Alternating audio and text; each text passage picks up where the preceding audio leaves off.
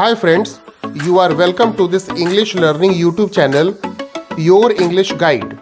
आज के इस वीडियो में हम सीखेंगे could have plus V3 का प्रयोग, should have plus V3 का प्रयोग, would have plus V3 का प्रयोग और will have plus V3 का प्रयोग। दोस्तों, could have plus V3 का प्रयोग हम कर सकता था के संदर्भ में करते हैं। should have plus V3 का प्रयोग हम करना चाहिए था के संदर्भ में करते हैं। वुड हैव प्लस V3 का प्रयोग हम तब करते हैं जब यह कहना हो कि कोई व्यक्ति पास्ट में कोई काम कर चुका होगा, जबकि विल हैव प्लस V3 का प्रयोग हम तब करते हैं जब यह कहना हो कि कोई व्यक्ति फ्यूचर में किसी समय कोई काम खत्म कर चुका होगा।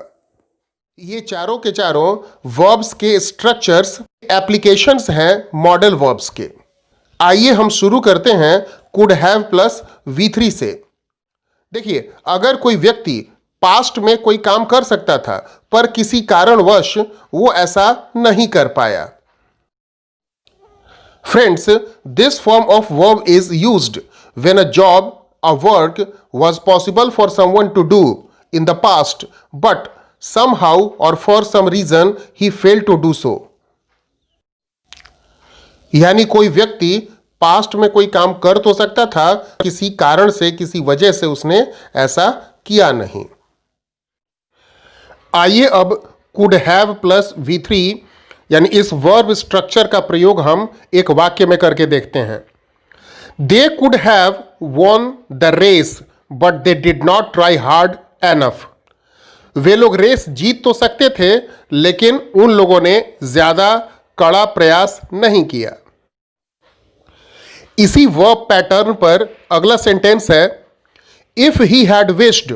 अगर वह चाहता, ही could have finished the work on time. ये उसी वर्ब पैटर्न पे है, कुड हैव प्लस V3 का इसमें भी प्रयोग हुआ है। अगर वह चाहता तो वह यह काम समय पर पूरा कर सकता था। आइए इस वर्ब स्ट्रक्चर के एक्टिव और पैसिव फॉर्म को भी हम लोग साथ ही साथ समझ लें। तो इसके एक्टिव फॉर्म का स्ट्रक्चर होता है subject plus could have plus V3 plus object, जबकि इसका पैसिव स्ट्रक्चर है सब्जेक्ट और ये सब्जेक्ट एक्टिव का ऑब्जेक्ट होता है। तो subject plus could have been plus verb का third form plus by plus object. और ध्यान रखिएगा कि एक्टिव का सब्जेक्ट पैसिव में ऑब्जेक्ट हो जाता है और एक्टिव का ऑब्जेक्ट पैसिव में सब्जेक्ट हो जाता है। दोस्तों, आइए हम एक सेंटेंस का एक्टिव से पैसिव बनाते हैं। यह सेंटेंस है he could have finished the work on time. तो इसका पैसिव होगा द वर्क, जो एक्टिव का ऑब्जेक्ट है वो पैसिव में सब्जेक्ट बन जाएगा। The work could have been finished by him on time. आइए दोस्तों, अब हम एक और सब्जेक्ट स्ट्रक्चर सीख लें। यह है should have plus V3। This is used to express that some work was needed to be done in the past but it was not done. इसका प्रयोग हम तब करते हैं जब यह कहना हो कि कोई काम करना चाहिए था पर वह किया नहीं गया। तो आइए अब हम इसे एक सेंटेंस के जरिए समझ लेते हैं। तुम्हें नियमित रूप से दवाई खानी चाहिए थी। यहां मामला यह है कि तुम्हें रेगुलरली दवाई खानी चाहिए थी लेकिन तुमने खाया नहीं। इसका ट्रांसलेशन होगा you should have taken medicines regularly. दोस्तों, अब इसी वर्ब स्ट्रक्चर का एक नेगेटिव सेंटेंस भी हम लगे हाथ बना लेते हैं।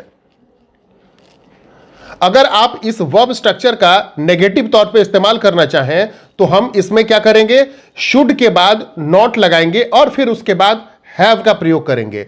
बाकी सारा कुछ पहले की तरह ही होगा।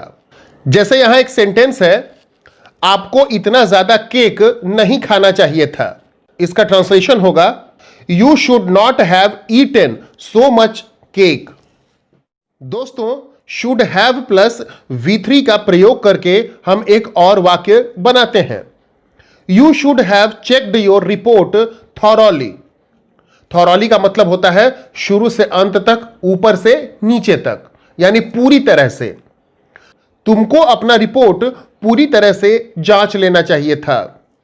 दोस्तों, शुड हैव प्लस V3 के वर्ब स्ट्रक्चर पर आधारित हम एक्टिव और पैसिव फॉर्म को भी समझ लेते हैं।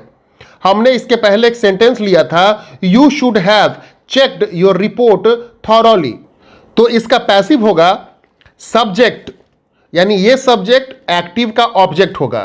तो subject plus should have plus been plus V3 plus by plus object. अब देखिए इसे बनाते कैसे हैं। Your report should have been checked by you thoroughly, यानी तुम्हारा रिपोर्ट तुम्हारे द्वारा पूरी तरह से जांचा जाना चाहिए था। दोस्तों, आइए अब हम बाकी के बचे हुए दो verb structures would have plus V3 और विल हैव प्लस V3 को समझते हैं। वुड हैव प्लस V3 का प्रयोग हम तब करेंगे जब किसी काम के पास्ट में खत्म हो जाने का अनुमान हो, जबकि विल हैव प्लस V3 का प्रयोग हम तब करेंगे जब किसी काम के फ्यूचर में किसी समय पर खत्म हो जाने का अनुमान हो। तो दोस्तों, विल हैव प्लस V3 और वुड हैव प्लस V3 के बीच बहुत ही बारीक फर्क है और इसे गौर से समझना बहुत ही जरूरी है। तो आइए हम शुरुआत करते हैं वुड हैव प्लस V3 से, जो कि पास्ट में किसी काम के खत्म हो जाने की संभावना को दर्शाता है। इसका एक एग्जाम्पल हम लेंगे, वे लोग जा चुके होंगे, यानी उनके जाने का काम पास्ट में किसी समय पर हो चुका होगा। तो इसका ट्रांसलेशन होगा दे वुड हैव गॉन, अभी तक माने अभी के पहले किसी समय तक। तो इसके लिए हम लोग यूज करेंगे बाई नाउ। इसी वर्ब स्ट्रक्चर पर आधारित हम एक और सेंटेंस लेंगे, खेल खत्म हो चुका होगा, the game would have ended. इसका मतलब कि अभी से पहले किसी समय खेल खत्म हो चुका होगा। यह इसी स्ट्रक्चर पर आधारित है, subject plus would have plus V3 plus object, the game would have ended. हम एक और सेंटेंस लेंगे, यह सेंटेंस है पुलिस चोरों को पकड़ चुकी होगी। इसका ट्रांसलेशन होगा the police would have caught the thieves, यानी कहने का मतलब यह है कि अब तक पुलिस चोरों को पकड़ चुकी होगी, यानी पकड़ने का काम अभी से पहले पास्ट में हुआ होगा, इसकी संभावना जताई जा रही है। अब आइए इस सेंटेंस का हम पैसिव भी समझ लेते हैं। पुलिस चोरों को पकड़ चुकी होगी, the police would have caught the thieves. इसका पैसिव होगा the thieves would have been caught by the police, यानी हम लोग इसमें एक परिवर्तन यह करेंगे कि एक्टिव का ऑब्जेक्ट पैसिव में सब्जेक्ट होगा और एक्टिव का सब्जेक्ट पैसिव में ऑब्जेक्ट बन जाएगा, जबकि वर्ब में वुड हैव के बाद हम लोग बीन का प्रयोग करेंगे। यानी इसके पैसिव का अर्थ हुआ चोर पुलिस द्वारा पकड़े जा चुके होंगे। आइए अब हम verb structure will have plus V3 का प्रयोग करना सीखते हैं। यह फ्यूचर में किसी काम के खत्म हो जाने की संभावना की बात इसमें की जाती है। यानी कहने का मतलब यह है कि फ्यूचर के किसी पॉइंट ऑफ टाइम तक कोई काम खत्म हो चुका होगा, जैसे वे लोग कल तक मुंबई पहुंच चुके होंगे। इसका ट्रांसलेशन क्या होगा, they will have reached Mumbai by tomorrow. अच्छा, यहां एक बहुत इंपॉर्टेंट चीज जानना बहुत जरूरी है। देखिए, वुड हैव या फिर विल हैव का जब हम प्रयोग करते हैं और सेंटेंस में अभी तक, कल तक, परसों तक, अब तक इस तरह के वाक्य हो, तो हम ऐसे मामले में प्रेपोजिशन के तौर पे बाई का प्रयोग करते हैं। जैसे सोमवार तक तो बाई मंडे, अब तक बाई नाउ या बाई दिस टाइम, हम इसका प्रयोग करते हैं। तो इसे आप हमेशा ध्यान में रखिएगा। अब जैसे देखिए, हम किसी दिन के समय में यह कह रहे हैं कि आज शाम 9 बजे तक पार्टी खत्म हो चुकी होगी, यानी ये फ्यूचर में किसी काम के खत्म होने की संभावना की बात हो रही है। तो इसका ट्रांसलेशन होगा the party will have ended by 9 in the evening. देखिए, फ्यूचर में खत्म होने की संभावना है तो हम विल का प्रयोग करेंगे, और पास्ट में खत्म होने की संभावना हो तो वुड का प्रयोग करेंगे।